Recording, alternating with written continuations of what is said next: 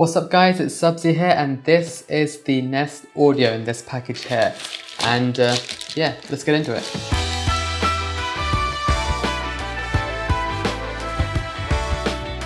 So I just collected this, let's open it up, get that out of the way. And I did want this in the sage-ish green colour, but that's not available yet in the UK. So I got it in the grey-ish colour, the chalk colour. Yeah, so that colour. And that's actually the same colour that I have for the Google Nest Mini, which I've had for about a year now, or pretty much since they released the Nest Mini. So that's the rebranded Google Home Mini, same thing pretty much, but this is new. So, just get the plastic off, let's get rid of the knife. And so the box is damaged, crap. And so let's figure out how to open the box. And okay, so this can't be how you open it. Oh, it's over here. There we go. Oh, it's smaller than I thought. Let's, oh, it's heavier. So it's smaller and heavier than I assumed. Okay, let's put it to the side. And in here we have a power brick, which is bigger than I thought. That makes more sense. Okay, so it's proprietary, so it's not USB-C or anything, which is annoying. And then you just have paperwork stuff. Right, so that is hefty. Let's compare it to the the Nest Mini. Now, it's quite a bit bigger, as you can see. Like, just look at it side to side. I keep pressing the button. It's actually a slightly different colour. I don't know if it's because mine has, you know, changed its colour over the year, but it's actually slightly lighter than the Nest Mini in chalk. So around the back you have the Google logo and a mute button, so you can like hardware mute the microphones. Speaking of microphones, it does have 3 microphones and it has a tweeter and a woofer, so they're separate, so that's great. So it doesn't have one big driver, it has 2. And the 3 microphones should give you enough sort of spatial awareness for audio, so you can talk to it from across the room. And yeah, let's play something on it. I'm gonna have to connect it first. Right, so let's plug that in, and we are gonna have to set this up. Now I've got the Pixel 5 here to set this up. Oh, okay. Hi, to get started, download the Google Home app on a phone or tablet. She's quite loud. Okay, let's open up the app and let's add a new device, set up, yep. Looking for devices.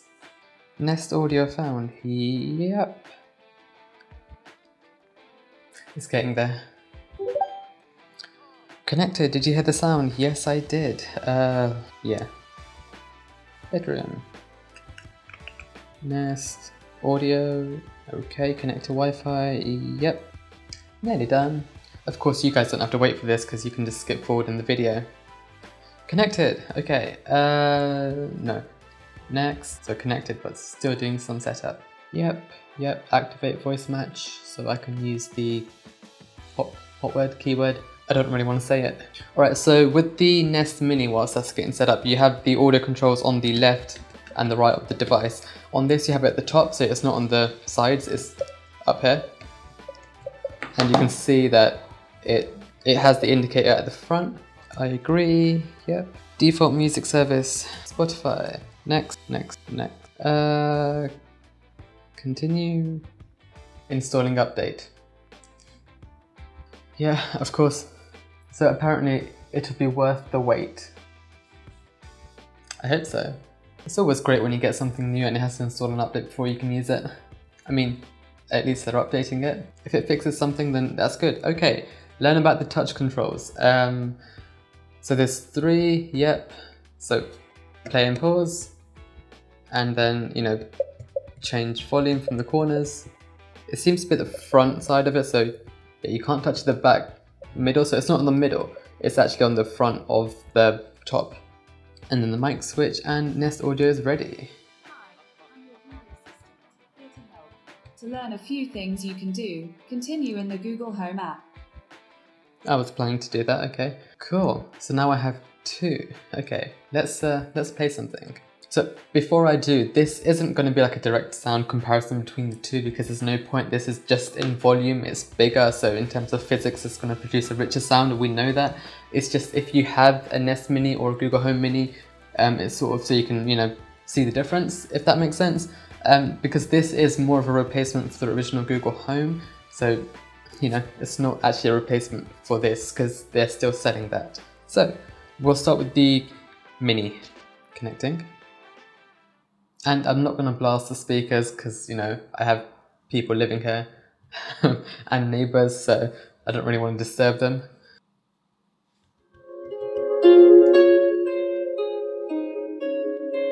So this is around 30%.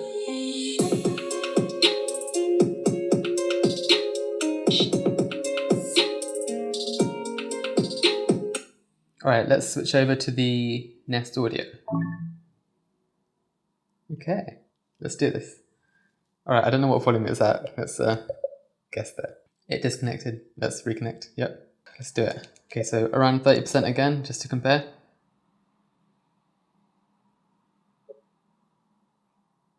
It's paused, but okay. There we go.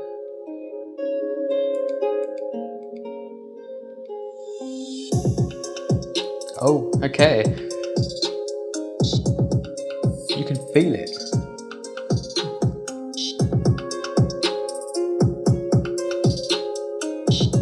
Okay, so it's vibrating the table. Nice. Switching back to the Mini.